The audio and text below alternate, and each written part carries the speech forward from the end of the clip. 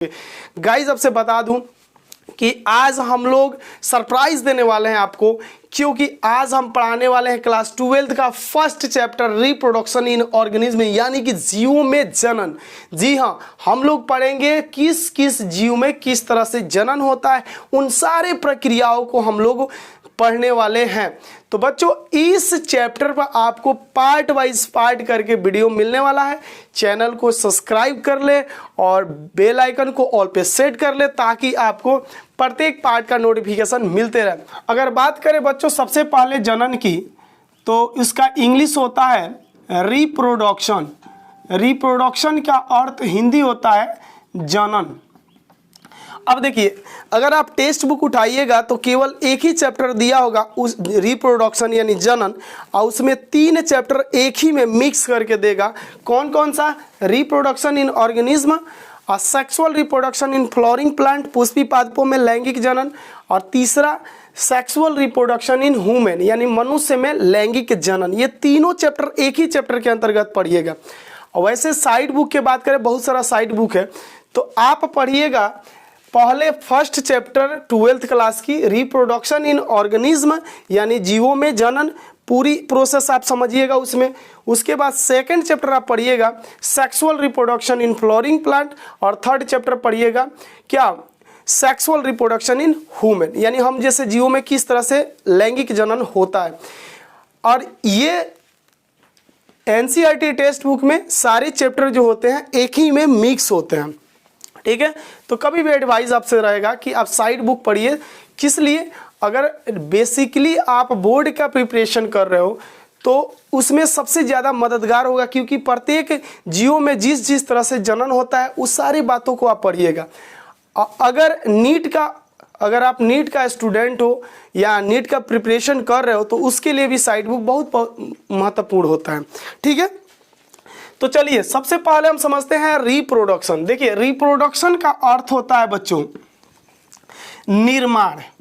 आप इतना समझिए, शॉर्ट में समझा रहा हूं। निर्माण यानी कि अब ये निर्माण तो सबके साथ लग सकता है, निर्जीव के साथ भी हो सकता है, सजीव के साथ भी हो सकता है, लेकिन ये निर्जीव के लिए नहीं है, ठीक है। केवल लिविंग थिंग्स, यानी कि अगर एक जीव के द्वारा एक अन्य जीव का निर्माण हो रहा है तो इसी प्रक्रिया को हम क्या कहते हैं? जनन कहते हैं, ठीक है। या हम यूँ कह सकते हैं अपने समान एक नए संतान का जन्म या निर्माण, उसी को क्या कहते हैं? जनन कहते हैं, ठीक है। या एक और भी तरीका है जिसका परिभाषा है इसका, हम कह सकते हैं कि जीव जिस प्रक्रिया के द्वारा, जिस प्रोसेस के द्वारा अपने संख्या में वृद्धि करते हैं, उसी प्रक्रिया को हम क्या कहते हैं? जनन। मुझे उम्मीद है कि आप लोग जनन अच्छे से समझ गए होंगे। अगर इसका एग्जाम्पल के बात करें तो सीधा एक एग्जाम्पल है। ज़रा सोचिए कि हमारे जो बाबा दादा हुआ करते थे, उनके ज़माने में भी ये फल फ्रूट हुआ करता था। आम हो गया या बहुत तरह के जो है कि फल है, ये उनके ज़माने में भी होता था और आज हमारे ज़माने में भी मिल रहा है, इसका अस्तित्व है। तो इसका रीज़न क्या है? क्या? रिप्रोडक्शन, यानी कि उस जीव का आज भी अस्तित्व है तो रिप्रोडक्शन के वजह से है। अब ये तो बात आप लोग समझ गए। अब ये जानते हैं कि समस्त जीव, दुनिया में जितने भी जीव होते हैं उनमें कितने तरह से जनन होता है। तो देखिए, 2 तरह से होता है समस्त जीवों में। एक पहला होता है asexual reproduction, sexual reproduction, जिसको हिंदी में बोलते हैं बच्चों अलैंगिक जनन।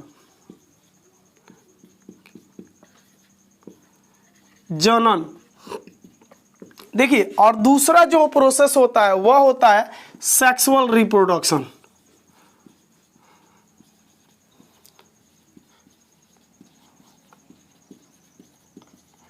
जिसको बोलते हैं लैंगिक जनन।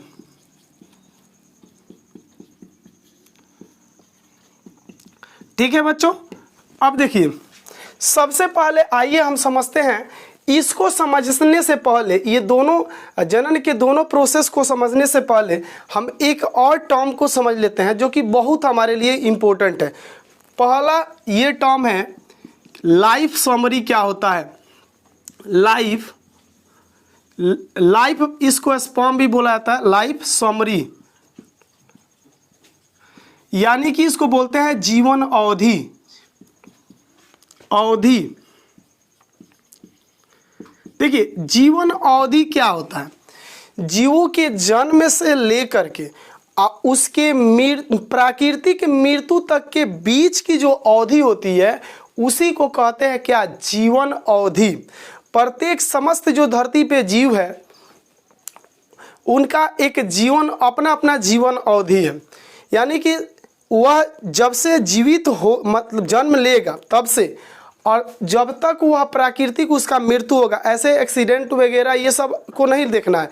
प्राकृतिक मतलब आपके दृष्टि से कहा जाए तो जो आस्थावान व्यक्ति होते हैं उनके हिसाब से भगवान जब तक उसका प्राण न ले ले तब तक की अवधि को हम कहते हैं क्या? जीवन अवधि, राइट। जैसे तितली का जीवन अवधि जो होता है 1 से 2 सप्ताह के भीतर होता है, मतलब 1 से 2 सप्ताह ही तितली जीवित रहता है। उसी तरह से बरगद देखे होंगे, बरगद का जो पेड़ होता है वो कम से कम 150 वर्ष तक जीवित रहता है। उसी तरह से एक टोटरोइज यानी कि कछुआ आप देखे होंगे, उसका भी जो जीवन अवधि होता है वो 150 से 200 वर्ष तक होता है, मतलब इतने वर्ष तक वो क्या होता है? जीवित रह सकता है, ठीक है। तो सबका अपना अपना जीवन अवधि होता है।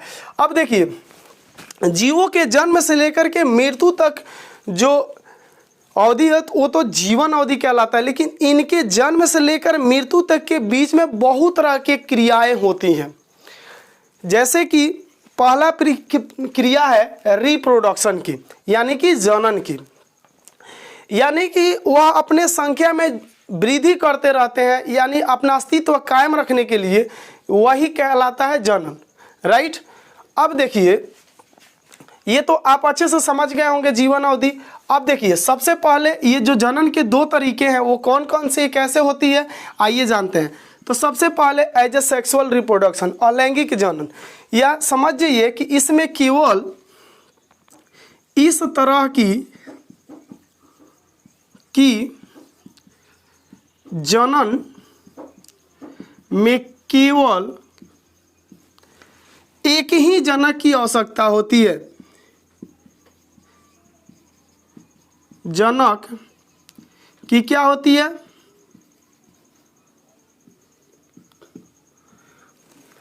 होती है। देखिए अलैंगिक जनन जनन की ऐसी क्रिया है जिसमें केवल एक ही जनक चाहिए। वो कोई भी हो सकता है, मेल भी हो सकता है, फीमेल भी हो सकता है, या कोई उसमें लिंग पता ना चले वैसे भी जीव हो सकता है। तो उस तरह उसमें मतलब एक जनक के द्वारा एक नए संतान जो उत्पन्न होगा, इस तरह के जनन को हम कभी भी क्या कहेंगे? अलैंगिक जनन कहेंगे। दिमाग में इसको फिट करना, कितना सिंपल है। कह सकते हैं कि केवल एक ही जनक के द्वारा जब अन्य संतान की निर्माण या उत्पत्ति होगी तो इस तरह के जनन को अलैंगिक जनन कहते हैं। एग्जाम्पल के लिए आपसे बता दूं, अमीबा, एग्जाम्पल के लिए अमीबा आप लोग बचपन से ही 8th क्लास से ही पढ़ते आ रहे हैं, उसका फिगर देखते आ रहे हैं। तो अमीबा देखिए किस तरह से जनन करता है। सबसे पहले ये मैंने एक नॉर्मली अमीबा का पिक बनाया है, यहाँ पे देख सकते हैं।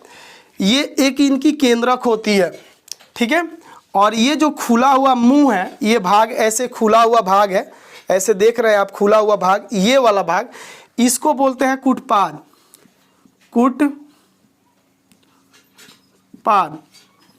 अमीबा जो अपना भोजन ग्रहण करता है इस कुटपाद के माध्यम से ही, मतलब ऐसे ही क्या करता है, चलेगा ऐसे ही। और जब इसमें भोजन इसका आएगा तो ये मुंह इसको कुटपाद को क्या करेगा? बंद कर लेता है। इसका अमीबा का जो भोजन होता है वह होता है शैवाल के छोटे छोटे टुकड़े, शैवाल, डाइटम इत्यादि, मतलब इसका भोजन होता है, ठीक है। जब अमीबा धीरे धीरे वृद्धि करता है, एक बात आप जानते हैं, अमीबा का भी डीएनए होता है, ठीक है। ऐसे मान लीजिए इसका ये डीएनए है। अब जैसे जैसे ये अमीबा बड़ा होगा आकार में तो ये इस न्यूक्लियस से ये पतला होते जाएगा, इसका न्यूक्लियस जो होगा, केंद्रक जो होगा, पतली होती जाएगी। तो आगे देखिए ये किसकी फिगर कैसी, कुछ ऐसी संरचना का दिखेगी आपको।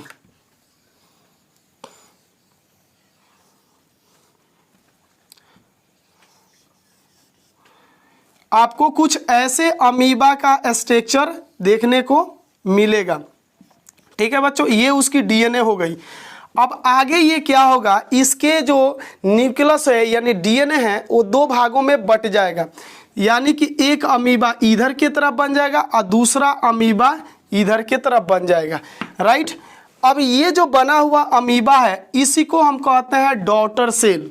क्या बोलते हैं इसको, डॉटर सेल, यानी कि यह संतान की कोशिका है। और इसको बोलते हैं पेरेंट सेल। इसको क्या बोलते हैं, पेरेंट सेल। ये मातृ कोशिका है, यानी कि माता पिता। ऐसा ये जरा देख के देखिए यहाँ पे कि यह कितना जो है कि जनक है, कौगो जनक है, केवल एक ही ना है। तो एक ही जनक जो है कि दो भागों में टूट करके दो नए संतान की उत्पत्ति करा दिया। तो इसमें जिस भी जनन की वैसी प्रक्रिया जिसमें केवल एक ही जनक होगा तो उसको कहेंगे क्या, अलैंगिक जनन। तो अब एक इम्पोर्टेंट चीज़ यहाँ पे बहुत ज़रूरी है मेंशन करना, आप यहाँ फिगर से भी देख सकते हो, कुछ आइडिया लगा सकते हो कि अलैंगिक जनन में जो एक जनक अपने अन्य दो संतान उत्पन्न किया है वह हूबहू अपने पेरेंट सेल की तरह है। यानी कि डॉटर सेल हूबहू किसके समान है, पेरेंट सेल के समान है। इसलिए हम कह सकते हैं कि अलैंगिक जनन में उत्पन्न हुए संतान को हम एक पुंजक या कलोन भी कहते हैं। एक पुंजक या कलोन, याद रखिएगा बच्चों कि एक पुंजक या कलोन मतलब किसे कहते हैं, तो कह सकते हैं अलैंगिक जनन द्वारा जिस जीव में नए संतान की उत्पत्ति होती है तो उस संतान को एक पुंजक या कलोन कहा जाता है। इसका रीज़न है कि वह हूबहू जो संतान होता है अपने माता पिता के समान होता है, राइट। अब आइए एक और चीज़ बता दूं बच्चों, बहुत ही इंपॉर्टेंट है, आपसे प्रश्न पूछ सकता है कि जनन की सबसे अच्छी विधि कौन सी है, अलैंगिक जनन या लैंगिक जनन। अलैंगिक जनन है तो क्यों, लैंगिक जनन अच्छा है तो क्यों, यही रीज़न देना है। तो आप यहाँ पे एक रीज़न तो आप जान गए किसका, अलैंगिक जनन का। लैंगिक का नहीं जानते हैं, फिर भी मैं बता दूं कि जनन की सबसे अच्छी जो विधि है वह है सेक्सुअल रिप्रोडक्शन, लैंगिक जनन। उसका रीज़न है कि इनमें भिन्नताएं उत्पन्न होती है और इनमें भिन्नताएं उत्पन्न नहीं होती है। जरा सोचिए कि अगर मान लीजिए कि हम लोग मनुष्य हैं, मनुष्य में कौन सा जनन हो, अलैंगिक जनन हो। और जब अलैंगिक जनन होगा तो हमारा संतान जो जन्म लेगा वो हूबहू किसके समान होगा, अपने माता पिता हमारे जैसा होगा, यानी कि सब लोग का चेहरा एक जैसा दिखेगा। तो अब बताइए उसमें हमें किसी को बुलाना हो या कॉल करना हो या किसी को पहचानना हो तो हम किस तरह से पहचानेंगे। इसलिए जनन की सबसे बेस्ट जो प्रोसेस है वह है सेक्सुअल रिप्रोडक्शन, क्योंकि इसमें वेरिएशन पाई जाती है और इसमें वेरिएशन नहीं पाई जाती है। देख लीजिए उदाहरण के लिए अमीबा का संतान अमीबा ही उत्पन्न हुआ। क्यों उत्पन्न हुआ, क्योंकि देखिए जो हमारे शरीर की बनावट होती है वो डिपेंड करती है किसके ऊपर, डीएनए के ऊपर डिपेंड करती है। डीएनए को जैसे जैसे इंफॉर्मेशन मिला रहेगा उसी तरह से वो हमारा शरीर का संरचना बनाएगा। तो अब यहाँ पे जरा देखिए ना क्या हुआ, ये अमीबा का एक डीएनए दो भागों में टूट गया, तो वही ना डीएनए दोनों में है जी। जो पेरेंट्स में डीएनए था वो क्या है, उनके बच्चों में भी, संतान में भी है। इसलिए ये बात हमेशा याद रखिए, बहुत इंपॉर्टेंट एनसीईआरटी बुक में भी पूछा गया प्रश्न है कि जनन की सबसे अच्छी विधि कौन सी है, अलैंगिक जनन या लैंगिक। तो आप कहिएगा लैंगिक की। रीज़न है कि इसमें वेरिएशन यानी कि भिन्नताएं पाई जाती है। इसके जो संतान जन्म लेंगे इस प्रोसेस से वह अपने पेरेंट्स से अलग होंगे, राइट। आप लोग अक्सर ये भी बात जानते हैं कि हम लोग जितने मनुष्य हैं सबका डीएनए एक समान नहीं होता, सबका डीएनए अलग अलग होता है, ठीक है। तो चलिए आगे थोड़ा सा बढ़ते हैं बच्चों। अब बात करेंगे सेक्सुअल रिप्रोडक्शन, इसको थोड़ा सा जानेंगे, उसके बाद से method of asexual reproduction हम समझेंगे। अब देखिए सेक्सुअल रिप्रोडक्शन आपको बहुत ही अच्छे से समझ में आएगा। सेक्सुअल रिप्रोडक्शन जिसको हिंदी में क्या बोलते हैं बच्चों, लैंगिक जनन। लैंगिक जनन। अब देखिए लैंगिक जनन में दो विपरीत लिंग की आवश्यकता होती है। अब इसमें जान लीजिए दो विपरीत लिंग की आवश्यकता होती है। यह जनन की वैसी प्रक्रिया है जिसमें दो विपरीत लिंग की आवश्यकता होती है। दो विपरीत क्या लिंग की आवश्यकता होती है। लिंग की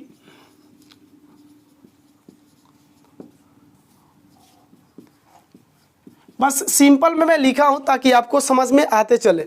देखिए सेक्सुअल रिप्रोडक्शन आप दिमाग में रखिएगा कि जनन की वैसी प्रक्रिया जिसमें दो विपरीत लिंग की आवश्यकता हो उसे हम क्या कहते हैं, सेक्सुअल रिप्रोडक्शन कहते हैं।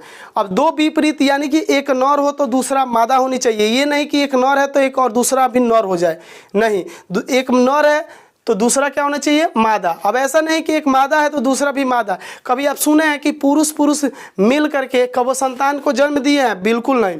क्या आपने ऐसा सुना है कभी औरत मिल करके क्या एक बच्चे को जन्म दिए हैं? कभी नहीं। तो यह प्रोसेस जो है सेक्सुअल रिप्रोडक्शन का है। सेक्सुअल रिप्रोडक्शन में दो गो लिंग चाहिए हमें अपोजिट एक दूसरे का। जैसे मान लीजिए कि एक मेल है, राइट, मेल माने होता है क्या बच्चों, नर, और दूसरा क्या है बच्चों, फीमेल। फीमेल मीन्स क्या होता है बच्चों, मादा, राइट। अब देखो एक चीज आपसे बताता हूं, इस नर का शादी इस मादा के साथ कर देंगे, ठीक है। तो इनमें सबसे पहले नर में एक चीज बनेगा जिसका नाम है मेल गैमीट। मेल गैमीट्स जिसको बोलते हैं नर युग्मक। युग्मक इसी को बोलते हैं बच्चों क्या, शुक्राणु, राइट। और ये सेक्स होने से पूर्व फीमेल में भी क्या बनेगा बच्चों, फीमेल गैमीट। फीमेल गैमीट्स जिसको बोलते हैं क्या, अंडाणु, राइट। अब देखिए मेल का हमने शादी किया फीमेल के साथ, तो जो मेल है वह फीमेल के साथ जब सेक्स करेगा उससे पहले मेल में मेल गैमीट यानी कि शुक्राणु बनेगा। उसी तरह से फीमेल में फीमेल गैमीट यानी कि क्या बनेगा, अंडाणु बनेगा। इसको मादा युग्मक कहते हैं, मादा युग्मक। अंडाणु को क्या कहते हैं, मादा युग्मक, ठीक है। अब ये देखिए दोनों चल करके, मतलब चल करके आने का अर्थ क्या कि मतलब ये एक स्थान से दूसरे स्थान पर जाकर किसी ना किसी जगह पर ये शुक्राणु अंडाणु से मिलेंगे। तो जहाँ पे मिलेंगे तो उस क्रिया को हम क्या कहेंगे, फ्यूजन। क्या कहेंगे, फ्यूजन यानी कि संलयन। अब देखिए संलयन के फलस्वरूप क्या बनता है बच्चों, जाइगोट बनता है। क्या बनता है, जाइगोट, जिसको बोलते हैं युग्मनज, राइट। अब देखिए युग्मनज जब देखिए नर युग्मक और मादा युग्मक एक जगह फ्यूजन करके जाइगोट बनाए तो इस संयुक्त क्रिया को हम क्या कहते हैं, फर्टिलाइजेशन। फर्टिलाइजेशन जिसको हिंदी में कहते हैं निषेचन, ठीक है। अब जाइगोट से क्या बनेगा, एम्ब्रायो बनेगा जिसको बोलते हैं हिंदी में भ्रूण। अब भ्रूण से एक नया संतान की उत्पत्ति होगी। तो ये है सेक्सुअल रिप्रोडक्शन की प्रोसेस, जो कि अगर आप सेक्सुअल रिप्रोडक्शन किसी भी जीव में जब पढ़िएगा तो ये सारे प्रोसेस जो जितना हमने आपसे बताया है ये सारे प्रोसेस क्या इससे होकर आपको गुजरना पड़ेगा। एक एक बात, ये कैसे बनता है, किस अंग में बनता है, ये कैसे बनता है, किस अंग में बनता है, कौन कौन से सेल होते हैं, फ्यूजन कहाँ पे होता है, जाइगोट कैसे बनते हैं, ये सारी चीज़ें आपको पढ़नी है जो है सेक्सुअल रिप्रोडक्शन वाले जितने भी जीव होते हैं उसमें। अब आइए सबसे पहले हम बात करते हैं बच्चों एज ए सेक्सुअल रिप्रोडक्शन के मेथड, यानी कि अलैंगिक जनन की भी बहुत सारी विधियां होती है। अलग अलग जीवों में अलग अलग तरीके से अलैंगिक जनन होती है, तो आइए उसको हम समझते हैं। Method of asexual reproduction, इसको बोलते हैं अलैंगिक जनन की विधियां।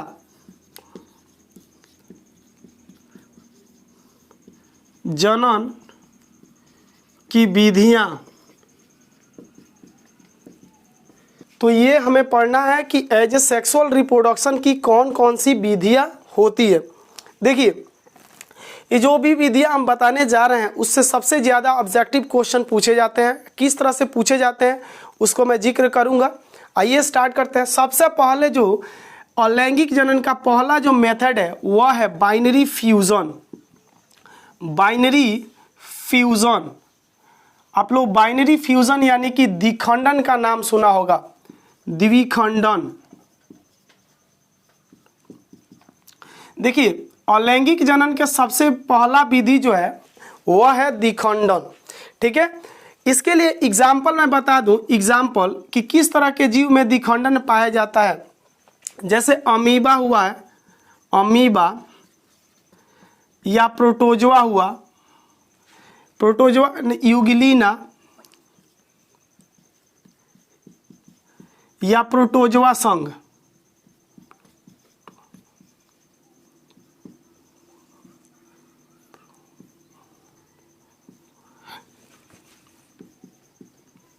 देखिए, आपसे पूछ सकता है कि बाइनरी फ्यूजन पाया जाता है, तो हम कह सकते हैं अमीबा में, ऑप्शन दिया होगा तो अमीबा भी बोल सकते हैं, यूग्लिना भी बोल सकते हैं, और प्रोटोजोआ संघ के सभी जीवों में क्या पाया जाता है, तो asexual reproduction from binary fusion. यानी कि हम कह सकते हैं कि अमीबा में किस तरह का जनन पाया जाता है, तो हम कह सकते हैं अलैंगिक जनन द्विखंडन विधि द्वारा। किस विधि द्वारा? अलैंगिक जनन तो होगा, जाहिर सी बात है, क्यों? क्योंकि एक ही जनक होगा। और बाइनरी फ्यूजन क्यों? क्योंकि द्विखंडन का अर्थ होता है कि दो भागों में टूटना। अब देखिए, इसको लिखना हो तो आप ऐसे कह सकते हो कि यह अलैंगिक जनन की वह विधि है जिसमें जीव एक जनक दो भागों में टूट करके दो अन्य संतान की क्या करता है? उत्पत्ति करता है, जिसे हम क्या कहते हैं? द्विखंडन विधि, या इसी को कह सकते हैं बाइनरी फ्यूजन, राइट। अब देखिए, जैसे अमीबा का ही उदाहरण आप लोग को प्रीवियस अभी थोड़ी देर पहले समझा रहा था। एक अमीबा जो होता है, आप लोग अमीबा का ऐसे कुछ स्ट्रक्चर देखे होंगे। ये अमीबा हो गया। अब ये क्या होगा? इसकी एक ये डीएनए होती है, ये डीएनए हो गई, ठीक है। और आगे चल के ये इसकी न्यूक्लियस जो होगी लंबा होते जाएगी, पतली होते जाएगी, तो ये डीएनए कुछ ऐसे स्ट्रक्चर में आ जाएगा।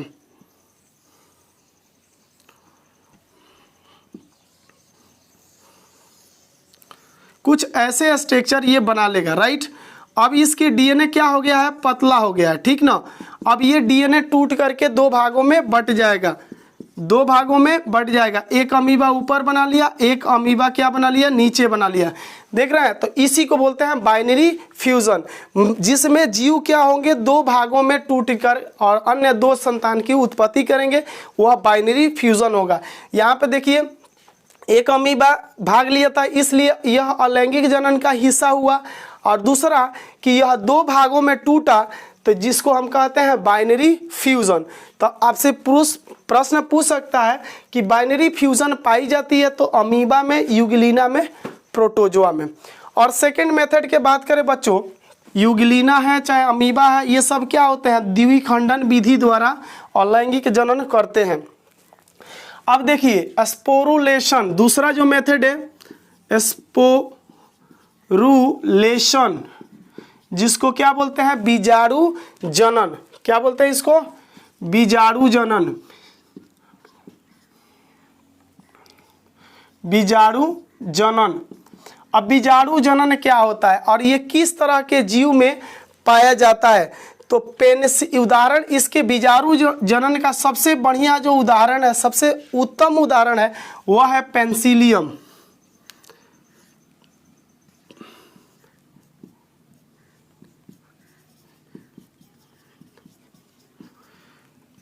दिमाग में रखिएगा कि बीजाणु जनन का सबसे अच्छा उदाहरण है क्या है, पेनिसिलियम।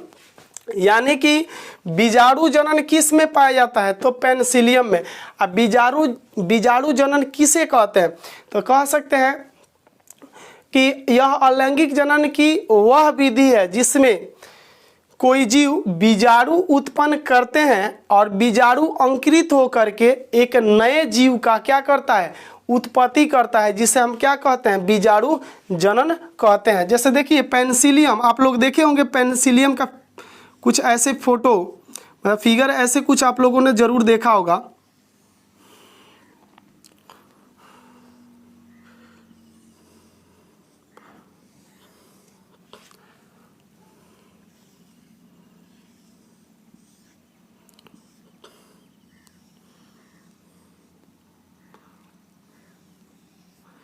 आप लोग कुछ ऐसे पेनिसिलियम का फिगर आप लोग जरूर देखे होंगे आसपास या कहीं। ये पेनिसिलियम का पीक है, ठीक है। अब देखिए ये पेनिसिलियम ये क्या उत्पन्न किए हैं, ये सब के सब क्या है, बीजाणु है। क्या है ये, बीजाणु है। अब ये बीजाणु क्या होगा, अलग हो जाएगा। जैसे यहाँ पे ढेर सारे बीजाणु गिर गया, अब ये अंकुरित हो करके ये सारे बीजाणु क्या करेंगे, अलग अलग पेनिसिलियम का निर्माण करेंगे।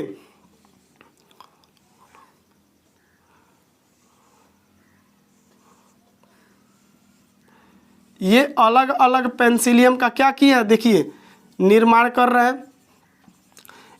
यानी कि ये जितने सारे ये बीजाणु इधर अलग होंगे और यही अंकुरित होकर के क्या करेगा, नए नए पेनिसिलियम का निर्माण करेगा। तो आपसे प्रश्न पूछ सकता है ऑब्जेक्टिव में बीजाणु जनन पाया जाता है तो किस में, पेनिसिलियम में पाया जाता है। ये एक पेनिसिलियम का पीक था। अब इसमें क्या हो रहा था कि ये बीजाणु उत्पन्न हो रहे थे। अब बीजाणु अलग हो करके यही बीजाणु क्या करेंगे, अंकुरित हो जाएंगे और अंकुरित होकर नए नए पेनिसिलियम बनाना आरंभ कर देंगे। तो ये थी आपका एज ए सेक्सुअल रिप्रोडक्शन की दूसरी विधि। अब आइए तीसरी विधि हम समझते हैं जिसको बोलते हैं बॉडिंग। तीसरी मेथड जो हमारा है बच्चों वह क्या है, बॉडिंग। बॉडिंग मीन्स होता है क्या, मुकुलन। बॉडिंग मीन्स क्या होता है बच्चों, तो मुकुलन। अब देखिए मुकुलन के लिए सबसे अच्छा उदाहरण जो होता है वह होता है ईस्ट और हाइड्रा। क्या होता है बच्चों, एग्जाम्पल इसका ईस्ट कमा हाइड्रा। याद रखिएगा मुकुलन के सबसे अच्छी विधि, मतलब मुकुलन पाया जाता है। प्रश्न पूछ सकता है कि मुकुलन अलैंगिक जनन मुकुलन पाया जाता है तो किसमें, ईस्ट और हाइड्रा में। अब देखिए हाइड्रा जैसे आप लोगों ने पीक देखा होगा, आप कुछ ऐसे पीक जरूर देखे होंगे।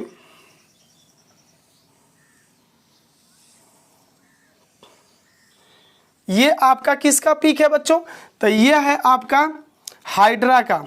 किसका, हाइड्रा का पीक है। आप लोग ऐसे कुछ पीक देखे होंगे। तो यहाँ पे क्या निकलेगा, यहाँ पे देखिएगा तो यहाँ पे बर्ड निकलेगा। बर्ड मतलब क्या होता है, मुकुल। मुकुल, ठीक है। अब यही मुकुल क्या होगा, धीरे धीरे बड़ा होगा। यानी कि ये मुकुल धीरे धीरे बड़ा होगा। जब ये बड़ा होगा तो इसकी स्ट्रक्चर और थोड़ा बड़ा हो जाएगी और यहाँ पे देखिएगा तो मुकुल क्या हो गया है, ज़्यादा बड़ा हो गया। यही मुकुल क्या हो जाएगा, अलग यहाँ पे गिर जाएगा और ये मुकुल धीरे से ये जो मुकुल है इसी के द्वारा एक नए हाइड्रा का उत्पत्ति हो जाएगा। जैसे यहाँ पे देखिए न्यू हाइड्रा का उत्पत्ति हो रहा है, ठीक है। ये हो गया न्यू हाइड्रा। तो इस तरह से आप कह सकते हैं कि आपसे जब भी पूछे कि मुकुलन विधि द्वारा जनन होता है तो किस में होता है, तो ईस्ट में और हाइड्रा में। तो हाइड्रा का ये उदाहरण था। आप आसानी से इसको आप वीडियो को पॉज करके लिख सकते हैं। या आप जब भी आपसे पूछे मुकुलन विधि, अलैंगिक जनन मुकुलन विधि से आप क्या समझते हैं, तो कह सकते हैं इसमें जीव के शरीर पर मुकुल बनता है और मुकुल धीरे धीरे बड़ा होकर के क्या करता है, उसके माध्यम से एक नए जीव का उत्पत्ति करता है, जिससे क्या कहते हैं, मुकुलन विधि। अब आइए इसके बाद हम समझते हैं, ये था आपका कौन कितने नंबर, तो थर्ड नंबर जो है था प्रोसेस था ये। अब method of sexual asexual reproduction का चौथा जो मेथड है उसको आइए हम जानते हैं। फ्रेगमेंटेशन जो चौथा मेथड है हमारा वह है एज ए सेक्सुअल रिप्रोडक्शन का फ्रेगमेंटेशन, जिसको क्या बोलते हैं, खंडीभवन। अब देखिए खंडीभवन द्वारा जनन पाया जाता है। आपसे प्रश्न पूछ सकता है कि खंडीभवन द्वारा जनन पाया जाता है तो क्या कह सकते हैं, स्पाइरोगाइरा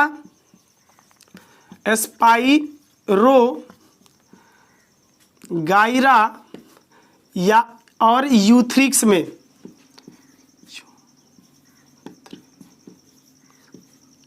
याद रखिएगा कि खंडीभवन पाया जाता है किसमें किसमें, स्पाइरोगाइरा और यूथ्रिक्स में पाया जाता है। ये भी क्या है, एज ए सेक्सुअल रिप्रोडक्शन का एक प्रोसेस है। अब इसमें क्या होगा, देखिए इसमें क्या होता है कि इसका अगर आपको डिफिनेशन लिखना हो या पूछ सकता है, जब भी पूछे खंडीभवन से आप क्या समझते हैं, उदाहरण सहित वर्णन करें, तो आप कह सकते हैं कि इस तरह के जनन में जीव खंड भागों में बंट जाते हैं और उस खंड द्वारा एक नए संतान की उत्पत्ति करते हैं, जिसे हम खंडीभवन कहते हैं। खंडीभवन स्पाइरोगाइरा तथा यूथ्रिक्स में पाया जाता है। स्पाइरोगाइरा देखिए कुछ ऐसे आप स्ट्रक्चर देखिएगा,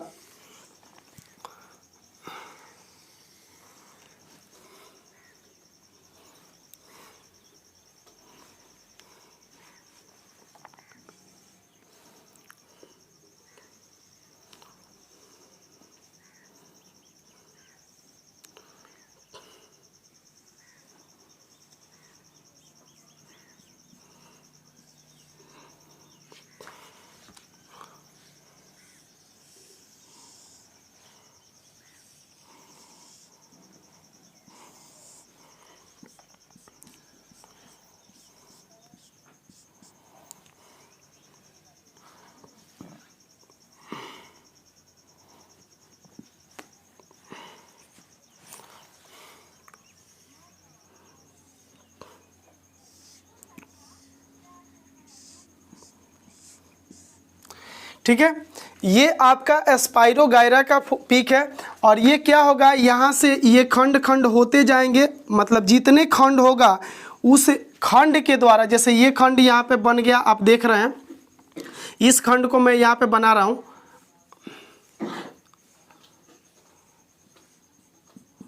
ठीक है।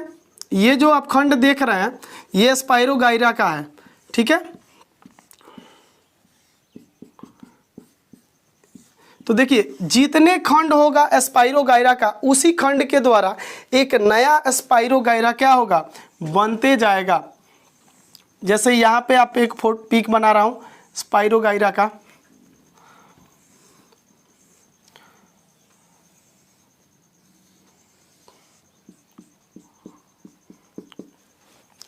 तो ये हो गया आपका एक नया स्पाइरोगाइरा। तो याद रखिएगा कि खंडीभवन एक ऐसी प्रक्रिया है जिसमें जीव, अलैंगिक जनन की ऐसी प्रक्रिया है जिसमें जीव खंड खंड भागों में टूटकर, यानी कि खंड खंड टुकड़ों में बंटकर एक नए नए संतान की उत्पत्ति करते हैं, इसे खंडीभवन कहते हैं। अब आइए method of asexual reproduction, यानी कि अलैंगिक जनन की आखिरी विधि को हम पढ़ेंगे। पांचवा और आखिरी विधि है अलैंगिक जनन का, ठीक है, यानी कि रीजनरेशन इसका नाम है, रीजनरेशन, जिसको बोलते हैं क्या, पुनरुद्ध भवन,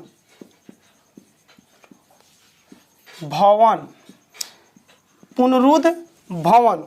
अब देखिए पुनरुद्ध भवन पाया जाता है तो किस में पाया जाता है, प्लेनेरिया हाइड्रा, स्पंज,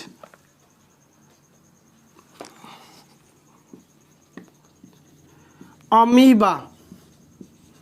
याद रखिएगा कि आपसे प्रश्न पूछ सकता है कि पुनरुद्ध भवन की क्रिया पाई जाती है, मतलब पुनरुद्ध भवन पाया जाता है तो किस में पुनरुद्ध भवन पाया जाता है? प्लेनेरिया में, हाइड्रा में, स्पंज में और अमीबा में। अगर बात करें सबसे अच्छा जो है कि सबसे अधिक पुनरुद्ध भवन की क्षमता किस जीव में पाया जाता है, तो वह होता है आपका प्लेनेरिया। सबसे अधिक जो पुनरुद्ध भवन की क्षमता होती है वो किस में होती है? प्लेनेरिया में। ये क्वेश्चन आपसे पूछ सकता है, किसी तरह के एग्जाम में, कंपटीशन में भी पूछ सकता है, अब बोर्ड एग्जाम में भी आपसे ये प्रश्न पूछ सकता है। सबसे अधिक पुनरुद्ध भवन की क्षमता किस में पाई जाती है? तो प्लेनेरिया में सबसे अधिक पाई जाती है। अच्छा, आइए पुनरुद्ध भवन पहले समझते हैं। पुनरुद्ध भवन का अर्थ होता है कि कटे हुए अंग से एक नए जीव का उत्पत्ति हो जाना। अब देखिए, आप लोग दैनिक जीवन में आप देखे होंगे घर में छिपकली कैसी होती है। छिपकली आप लोग देखे होंगे, देखे हैं ना आप लोग? तो छिपकली जो होती है उसकी पूंछ जब कट जाती है तो रीजनरेट हो जाती है उसके नया पूंछ। तो यानी कि उसमें भी कि कौन से क्या पाया जाता है? पुनरुद्ध भवन पाया जाता है। यानी कि छिपकली के पूंछ में भी पुनरुद्ध भवन की क्षमता होती है, वह रीजनरेट हो जाती है। उसका रीज़न है कि पुनरुद्ध भवन पाई जाती है छिपकली में। उसी तरह से सबसे अधिक जो पुनरुद्ध भवन की क्षमता पाई जाती है वो प्लेनेरिया में। उसके कहीं से भी टुकड़ा टुकड़ा कर दीजिएगा, काट भी दीजिएगा ना, तो एक नया संतान उससे उत्पन्न हो जाएगा, यानी कि नया प्लेनेरिया जन्म ले लेगा। तो आप लोग समझ गए होंगे पुनरुद्ध भवन से आप क्या समझते हैं? तो कह सकते हैं जीवों की यह अलैंगिक जनन की वह विधि है जिसमें जीवों के कटे हुए अंग से एक नए जीव की उत्पत्ति हो जाती है। सबसे अधिक पुनरुद्ध भवन की क्षमता पाई जाती है प्लेनेरिया में। अब आइए प्लेनेरिया को हम समझते हैं। जैसे मान लीजिए मैं एक प्लेनेरिया यहाँ पे बना रहा हूँ।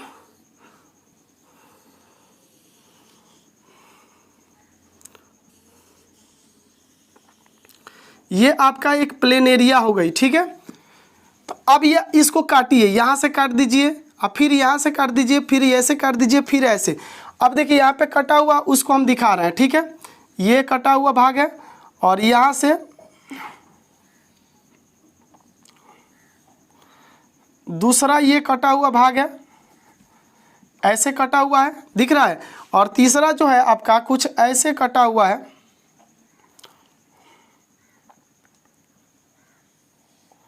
ये कुछ ऐसे कटा हुआ है, ठीक है। और चौथा जो है कुछ इस तरह से कटा हुआ है, और पांचवा जो है कुछ इस तरह से कटा हुआ है। तो जितना खंड हुआ है इस खंड के द्वारा नया नया प्लेनेरिया निकल जाएगा। इसके द्वारा भी एक नया प्लेनेरिया निकल जाएगा।